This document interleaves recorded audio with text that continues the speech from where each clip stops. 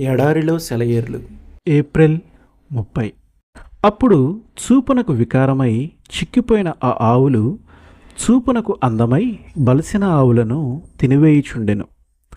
అప్పుడు నిండైన పుష్టిగల ఆ 7 వెన్నులను ఆ పీల వెన్నెలు మృంగివేసెను.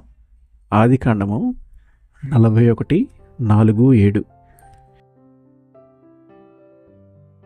ఆ కలను ఉన్నతున్నట్టుగా చూస్తే మనకొక హెచ్చరిక కనిపిస్తుంది.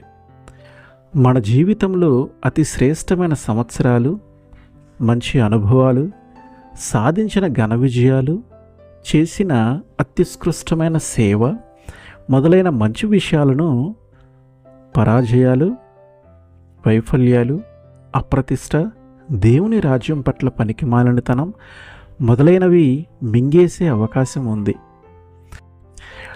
వాళ్ళ జీవితాల్లో ఘన విజయం సాధిస్తారని అందరూ ఎదురు చూస్తే వాళ్ళు ఊహించలేనంత అట్టడుగుకి దిగజారిపోయిన సందర్భాలు ఉన్నాయి.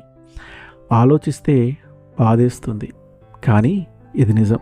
ఒక భక్తుడు చెప్పాడు, ఇలాంటి విచారకరమైన విషయం నుండి తప్పించుకోవాలంటే ఒకటే సాధనం: ప్రతిదినం, ప్రతి గడియ దేవునితో ఓ వినూత్నమైన తాజా సంబంధాన్ని తిరిగి కల్పించుకోవటం.